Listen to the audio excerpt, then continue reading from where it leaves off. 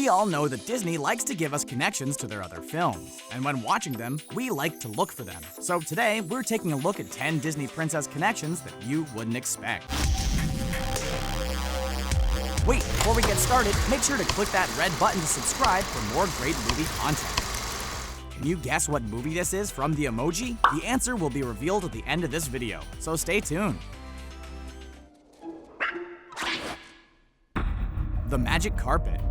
The Magic Carpet appears in more films than just Aladdin and its sequels. Ron Clements and John Musker are pretty much legends in the realm of Disney animation at this point in time, having worked on many of our favorite movies, mostly as directors, but also as writers too. They are the directors attached to The Little Mermaid, Aladdin, Treasure Planet, The Princess and the Frog, and Moana. Let's go back to the Magic Carpet though. He is the star of the show. In the opening scene to The Princess and the Frog, a young girl on a balcony can be seen shaking carpet out. He also appears being carried across the beach in Moana. It isn't quite as purple or shiny, but it is most definitely the same design. Even though Clements and Musker weren't involved with the work on The Hunchback of Notre Dame, the carpet also appears in this film too, this time being carried by a man as he walks through the streets of Paris. The Magic Carpet is probably the character who has the most cameos of any Disney movie, and with appearances in Louisiana, Polynesia, and France, it also has to be one of the most well-traveled carpets in history. Princesses who marry into royalty wear gloves. Speaking of The Princess and the Frog, has anyone noticed what Tiana, Belle, and Cinderella's costumes all have in common? All three of them wear opera gloves with their costumes. They are also the only three princesses who married into royalty. Compare this to the princesses who were born into royalty, such as Aurora, Snow White, Rapunzel, and Ariel. They all have their hands on show in their costumes. Elsa is the only one born into royalty who ever wears gloves, and it's for a very different reason.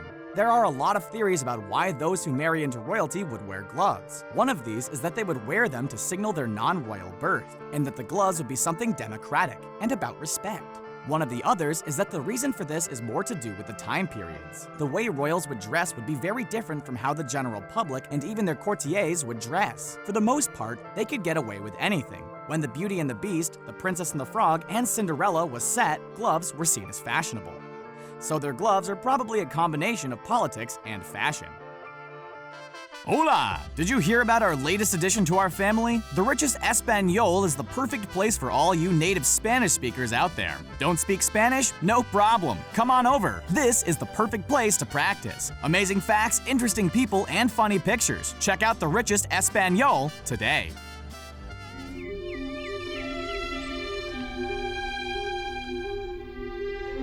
Ideas for Snow White were reused in Sleeping Beauty. It's a well-known fact that Disney reuses animation in their movies, but they also sometimes reuse ideas. Almost 20 years after the release of Snow White, Disney released their third princess film, Sleeping Beauty. In many ways, the story has a lot of shared elements, with both focusing on princesses who lived in the forest, are cursed to sleep by the villain, and awoken by true love's kiss. As such, Disney was understandably cautious about Sleeping Beauty. In some of the earlier drafts for Snow White, the prince was meant to be imprisoned by the witch, and have to fight his way out in order to reach Snow White in time to wake her up. The idea was scrapped from the film, partly due to the fact that at the time the artists were not able to accurately draw males, at least not to quite the same level as they could women. It was also removed because it felt like it would take too long in terms of having him get to her. The idea was then recycled into Maleficent's capture of Prince Philip and his escape in Sleeping Beauty, when Disney animators had a bit more experience with drawing men, and when it gave more to the story.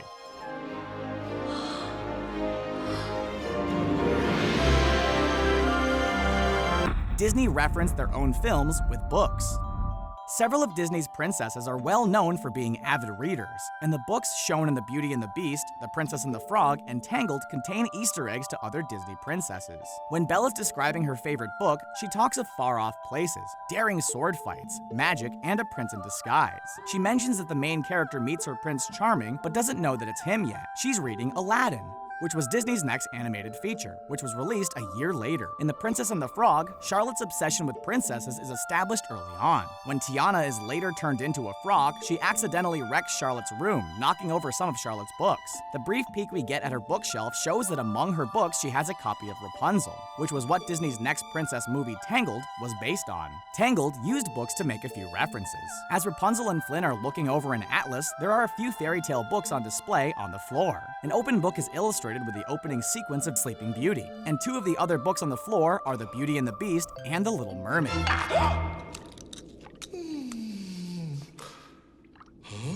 Moana and The Little Mermaid are linked by crabs. Tamatoa is a giant, man-eating, treasure-hoarding coconut crab who resides in the realm of monsters. He has Maui's magical hook among his possessions and wants Te-Fiti's stone so that he rules everything. During his fight with Moana and Maui, he is flipped onto his back, and in an end credits scene, he is still there. Being one of those characters who knows he's in a movie, he asked the audience for some help, stating that if he had a cool Jamaican accent and was called Sebastian, they would help. The Little Mermaid and Moana were both worked on by Clemens and Musker, so it makes sense that there would be a few connections there. It's a Disney film, after all. As it happens, Tamatoa's existence does owe a little bit to Sebastian. In The Little Mermaid, he spends a good few minutes having to evade the attack of the palace's eccentric cook who is trying to catch, cook, and eat him, because they do live by the sea after all. Instead of being eaten by humans, Tamatoa does the eating, making him a form of Sebastian's revenge. Guess all of that treasure didn't do him much good. For the record, we totally would have helped Sebastian. You have the most unusual name, too. John Smith. The Chief's daughter. Not every princess in the Disney princess canon is technically a princess. Mulan, for example, has nothing to do with royalty. She wasn't born into it, and she didn't marry into it. Some people have argued that her receiving Emperor's crest makes her an honorary princess, but the system doesn't work that way. It's more akin to being a war hero, which is why she has Disney princess status. With some of the characters, the title is a little murkier. People have been arguing against Pocahontas' inclusion for about 2 decades, because as far as titles go, she isn't actually a princess. Whilst not being a princess in the traditional sense, though, she is the chieftain's daughter, which in many ways is an equivalent. Disney finally went on to address this almost 20 years later with the release of Moana. Moana is the daughter of her island's chief, to one day become chief herself, and when Maui repeatedly calls her a princess, she is pretty annoyed and makes this clear. Maui responds by pointing out that she fits the bill of princess and that she wears a dress and has an animal sidekick, which may be the most accurate description the term has ever been given. Ow! Ow! Teddy, what's all the hullabaloo about? Jane is probably Belle and Adam's descendant. Some sharp-eyed fans noticed that Jane owned a teapot that was quite familiar to us. They own a set resembling Mrs. Potts and Chip, leading many people to speculate that Jane is a descendant of Adam and Belle. Of course, there are a few hiccups in this theory. When the staff become human again, there are no objects left over, and it wasn't a pre-existing set. Best case scenario, they just really liked the pattern, and being royalty and all, they were able to get someone to make them their very own inanimate one. The royalty factor is another thing that led people to think that Jane could have been their descendant. In real-life France, the story took place not long before the French Revolution, where the people took over and executed many members of the aristocracy. Many people fled to other European countries, including England, where the Porters are from. When they fled, they probably had enough money to live comfortably and become scientists. The Porters even look a bit like Belle and Maurice. Belle and Jane both have brown hair and wear yellow, and Maurice and Mr. Porter are both eccentric men with wild gray hair and mustaches. Both women also have a bit of a thing for wild men, so who knows? I'm not getting any younger down here. Could Mother Gothel be the evil queen? There is a theory that Snow White's evil queen and Tangled's mother Gothel are actually the same person, and the pair share some similarities. Both were obsessed with youth and beauty. The evil queen wanted Snow dead, and Gothel went to great lengths of kidnapping a magic baby and locking her in a tower. They both own daggers, which look remarkably similar. That being said, it looks similar to Frollo's in The Hunchback of Notre Dame, so maybe it's just the standard issue to Disney villains. Both movies are set in Germany, and the gap of 400 years between the films aren't a stretch. Tangled started a few hundred years before Rapunzel was born, when an elderly Gothel finds the flower and uses its power.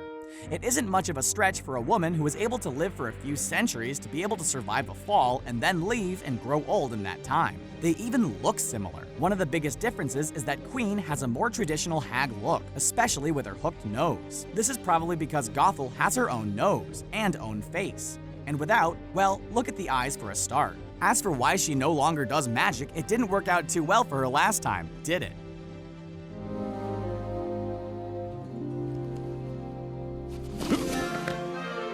Rapunzel, Anna, and Elsa are cousins.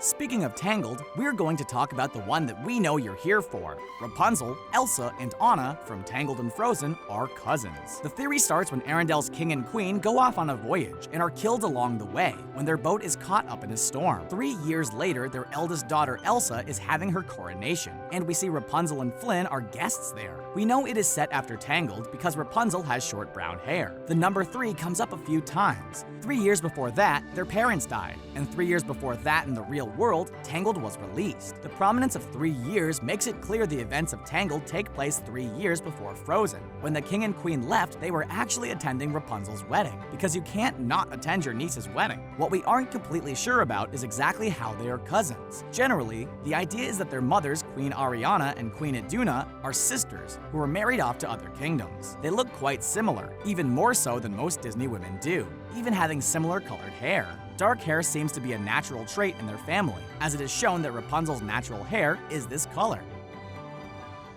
There it is.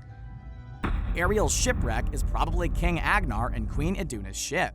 We've already mentioned that Frozen's King AGNARR and Queen Iduna were potentially killed whilst they were on the way to the wedding of Rapunzel and Flynn, but geographically speaking, this means that their shipwreck is probably the one that we see Ariel exploring in The Little Mermaid. Whilst Arendelle and Corona are fictional places in themselves, they are based on Norway and Germany respectively. This means that the voyage they took down from Norway towards mainland Europe takes them directly past Denmark, which is where The Little Mermaid, originally written by Danish writer Hans Christian Andersen, is set. If this is the case, then it's very likely that their ship was discovered by Ariel. The North Sea is very susceptible to storms, especially right around the area of Germany and Denmark. If the royal ship went down anywhere, it would make sense that it would go down there. As well as that is the time scale. Frozen is set around 1850, give or take a few years, and The Little Mermaid was set in the 1890s.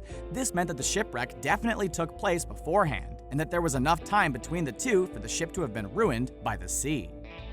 And there are 10 Disney princess connections that you wouldn't expect. Do you know any other connections that we left out? Let us know in the comments below. Remember to like this video and click the subscribe button for more great content. The movie emoji was, well, did you get it right? Let us know. From us at Screen Rant, thanks for watching, and we'll see you next time.